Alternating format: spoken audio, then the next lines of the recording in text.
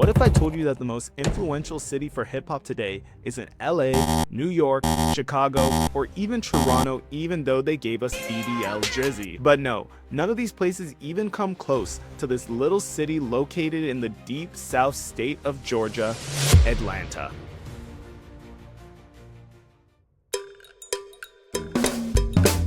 Situated in the heart of the South of the United States, Atlanta has always been where history meets progress and where culture drives change. Known as the birthplace of the civil rights movement, this city is home to leaders like Martin Luther King Jr., John Lewis, and Andrew Young. Historic neighborhoods like Sweet Auburn were once called the Black Wall Street of the South, symbolizing Black excellence, entrepreneurship, and community power. Beyond its political impact, Atlanta has always had deep musical roots. It played a crucial role in jazz, blues, gospel, soul, and now hip-hop. The city's underground hip-hop scene was steadily growing, fueled by an independent, do-it-yourself mentality that would later define Atlanta rap. Also seems like a good opportunity to bring up that people from Atlanta are called Atlantans. Missed opportunity to call you guys Atlanteans. Seems a lot cooler to me, but you know, you do you. From the streets to the suburbs, Atlanta wasn't just a place, it was a movement. And from the late 90s to the early 2000s, that movement was about to take over hip-hop. But we're getting ahead of ourselves. Let's take a step back. Back in the 1980s, no one was looking at Atlanta when it came to hip-hop. New York was running the game with artists like Run DMC, LL Cool J, Grandmaster Flash and the Furious 5, and more. There was no competition. And down south, it was all about Miami bass music. But in Atlanta, local rappers like MC Shy D, Raheem the Dream, and Kilo Ali were pioneering a new sound. Something different, something uniquely Southern. These guys didn't really get any mainstream shine, but they're the first to prove that Atlanta had something to say. Then in 1989, everything changed when LA Face Records, founded by LA Reid and Babyface, moved to Atlanta. At first, they were focused on R&B, but their presence helped shape the city's music industry. Soon, acts like TLC and Usher would help put Atlanta on the map. Then came the big boys, Outkast, Andre 3000, and ironically Big Boy. They were rappers, but they were also visionaries. Their 1994 album Southern Playlist Cadillac Music, which not only probably won the album with the most syllables in the title, but it also cemented Atlanta's place in the music industry. And it was 1995 at the infamous Source Awards that Outkast sent a message to the world.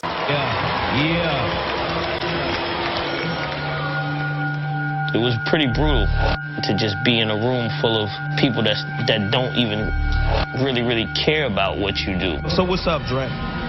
Pressure can either bust pipes or create a diamond, and what Andre said when he got on that microphone created a diamond. But it's like this, though. I'm tired of folks, you know what I'm saying? Them closed-minded folks, you know what I'm saying? It's like we got a demo tape and nobody want to hear, but it's like this, the South got something to say. That's all I got to say.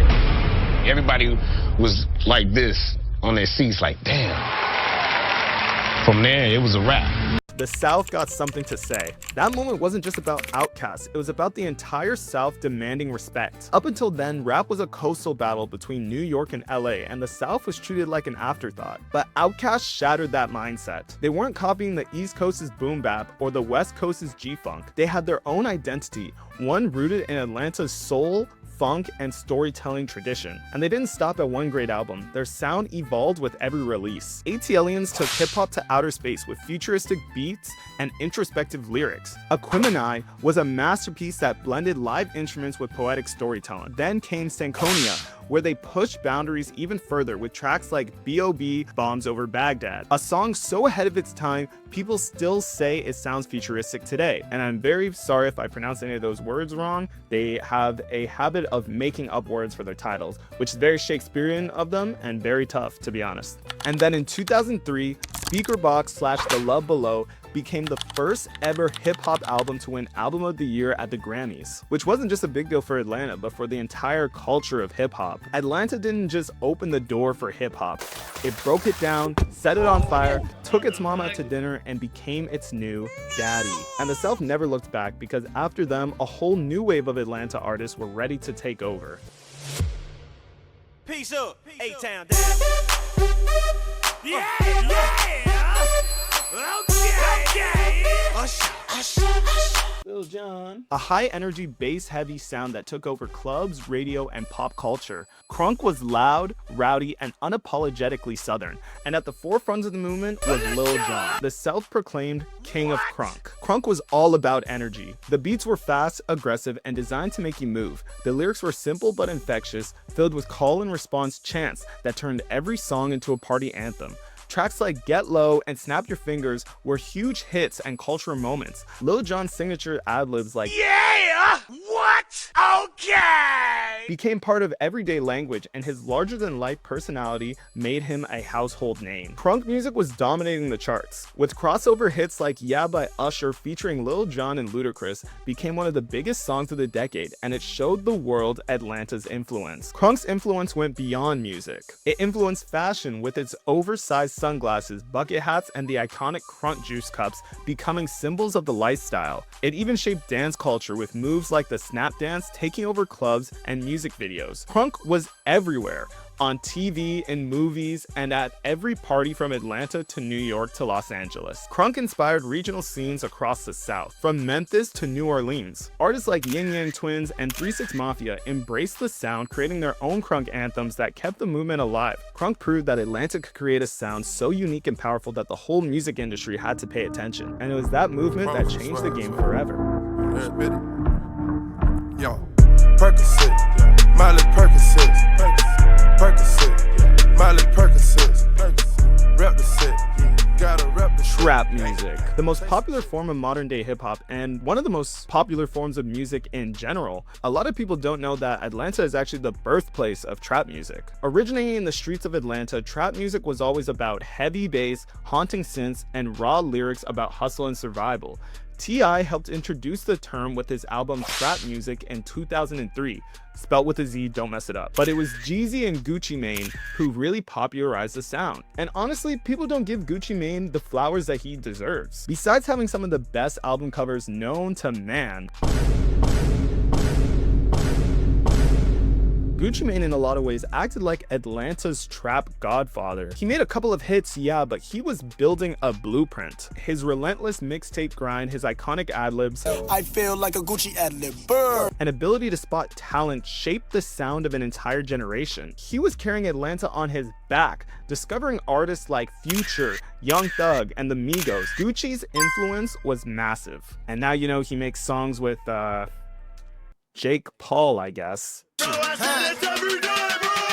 Every day I wake up and get it, that's just me. So you know, that's cool too. By the 2010s, trap wasn't just the sound of Southern hip-hop, it was hip-hop, and still is today. Atlantan producers like Metro Boomin, Zaytoven, and Mike Will Made It were crafting beats that dominated the charts. Trap music was shaping fashion, slang, and trends. Atlanta stopped just influencing hip-hop, it became hip-hop. The city's artists and producers were behind most of the biggest hits of the decade. Here's a list of just a couple of them, but there's probably 10 times more, even more than that. Trap's influence went even beyond music. It also inspired dance trends like the Millie Rock, Hit the Quan, the Whippin' Nene, and oh my god, that was 10 years ago now, that's crazy, time is not real, and influencing pop cultures with trap beats showing up in every movie, commercial, video game, TV show you can name. Atlanta's sound was everywhere and it was not slowing down. By the late 2010s and into where we are now in the 2020s, Atlanta's current dominance in hip-hop is still apparent, with all the artists on the top of the charts being from Atlanta, like Lil Baby, Gunna, Lil Yachty, just to name a few. While producers like Southside, London on the Track, and TM88 were constantly bringing fresh sounds to the genre. Atlanta became the heart of hip-hop and its influence was showing no signs of slowing down. Just look at all the new artists coming out of Atlanta right now. Artists like Destroy Lonely and Ken Carson are already pushing boundaries with Opium and have both garnered cult followings. JID and Earth Gang have been making waves for years now and are some of the best in the game when it comes to lyricism.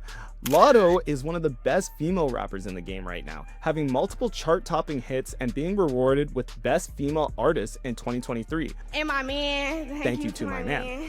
So the question now is, can anything slow down Atlanta? Yes, Playboy Carti. Playboy couldn't drop an album to save his life. Playboy can't be bothered to take care of his kid.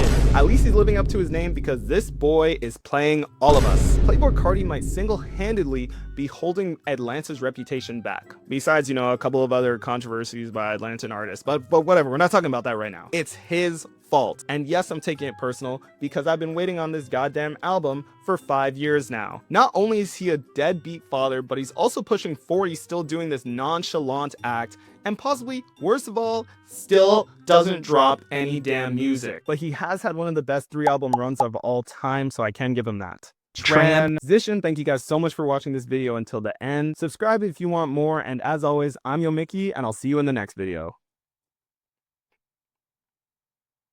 I didn't know what else to